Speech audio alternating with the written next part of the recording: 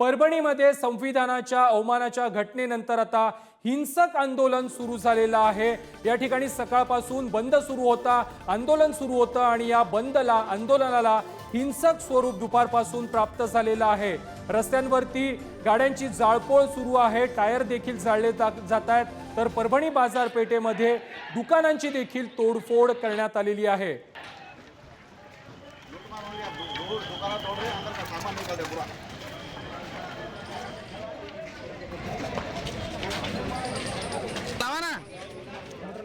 ही परभणीमधील दृश्य आहेत। तरुणांकडून रस्त्यावरती जाळपोळ केली जाते, टायर जाळले जात आहेत, दुचाक्या जाळल्या जात आहेत, दुकानांवरती देखील हल्ला करण्यात आलेला आहे, दुकानांची तोडफोड करण्यात आलेली आहे, दगडफेक देखील दुकानांवरती करण्यात आलेले आहे।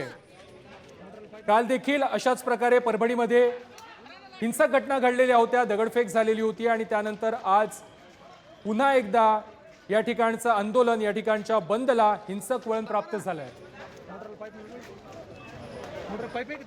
दरम्यान परभणीचे जिल्हाधिकारी रघुनाथ गावडे यांच्याशी आम्ही काही वेळांपूर्वी बातचीत केलेली होती, त्यांनी काय आवाहन केलंय आपण पाहूया। काल संध्याकाळी हा प्रकार घडलेला आहे। काल संध्याकाळी हा प्रकार घडलेला आहे, त्यापैकी आरोपीला अटक केलेली आहे, गुन्हा देखील दाखल झालेला आहे आणि आता सद्यस्थितीत काही ठिकाणी दगडफेक झाली, काही गाड्या फोडलेल्या आहेत, ही गोष्ट खरी आहे। पोलीस प्रशासन कंटिन्युअसली रस्त्यावरती आहे, SRPचाही बंदोबस्त मागवलाय आणि कलम 144 जे आहे जुन्या ऍक्ट प्रमाणे नवीन ऍक्ट प्रमाणे 163 लागू केलेला आहे, त्यामुळे SRP पण पोहोचत आहे। थोड्याच वेळात परिस्थिती नियंत्रणात येईल।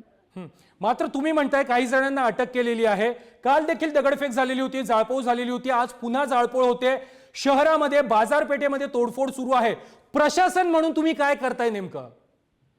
प्रशासन म्हणून फील्ड वरती सर्व पोलीस यंत्रणा आहे, सद्यस्थितीमध्ये शांतता प्रस्थापित करणं हा प्रशासनाचा मुख्य आता भाग आहे।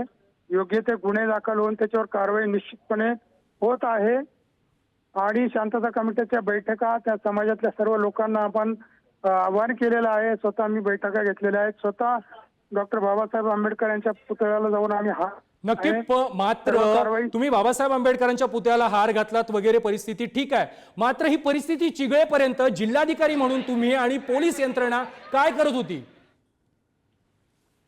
नाही, कारवाई सुरूच आहे, कारवाई सुरू आहे, शांतता कमिटीच्या बैठका झालेल्या आहेत, लोक फील्डवरती आहेत, त्यामुळे अतिरेक बळाचा वापरही करणं उचित नसतं। अशा वेळेस थोडं संयमाने या गोष्टी हँडल कराव्या लागतात। मात्र 163 नवीन ऍक्ट प्रमाणे लागू केलेला आहे, त्यामुळे सध्या त्याची कारवाई सुरू आहे, अंमलबजावणी सुरू आहे। परभणीतील या घटनेनंतर प्रकाश आंबेडकर यांनी नेमकी काय एक्सपोज केली आहे ती देखील आपण पाहूया।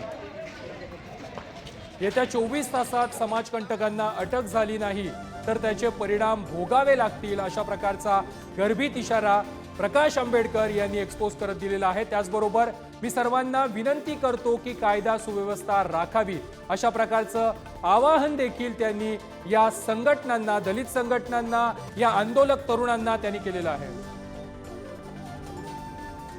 दरम्यान या संपूर्ण प्रकरणावरती भाजपचे नेते प्रवीण दरेकर यांनी काय म्हटलंय ते देखील पाहूया। मला वाटतं अशा प्रकारे विटंबना करणं या गोष्टीचा मी धिक्कार करतो। यामागे कोण आहेत त्याचा निश्चितच पोलीस शोध घेतील आणि संबंधितांवर कारवाई करतील, अशा प्रकारची अपेक्षा मला आहे। राज्याचे मुख्यमंत्री किंबहुना देशाचे पंतप्रधान यांनी संविधानाचा सतत त्या ठिकाणी आदर केलाय, सन्मान केलाय आणि जर कोणी विटंबना करत असेल तर ती प्रवृत्ती त्याच्या मुळाशी कोण आहे शोधून कठोर कारवाई या ठिकाणी सरकार निश्चितच करेल, अशा प्रकारचा आम्हाला पूर्ण विश्वास आहे।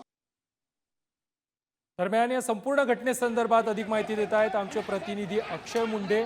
अक्षय, काही वेळापूर्वी या ठिकाणी जाळपोळ झालेली होती, दुकानांवरती हल्ला करण्यात आलेला होता, तोडफोड करण्यात आलेली होती, सध्या त्या ठिकाणी काय परिस्थिती आहे?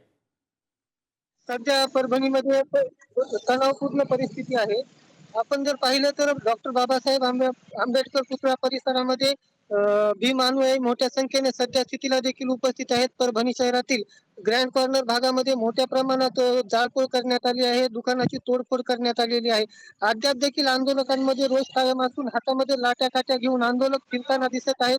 दुसरीकडे पोलीस प्रशासनाकडून आता या आंदोलनाला आणखी हिंसक वळण मिळू नये यासाठी परभणी शहरामध्ये चोख पोलीस बंदोबस्त ठेवण्यात आलेला आहे. रस्त्यावरून येणाऱ्या जाणाऱ्या प्रत्येक जणांची तपासणी केली जात आहे. त्यामुळे आता रस्त्यावर शिशुखाट पाहावयास मिळत आहे. एकंदरीतच पाहिलं तर ह्या आंदोलनाने आता परभणीमध्ये चांगलेच रुद्ररूप धारण केलेले आहे. पोलीस प्रशासन देखील आता या आंदोलकांना दाबण्यासाठी प्रयत्न करत आहे.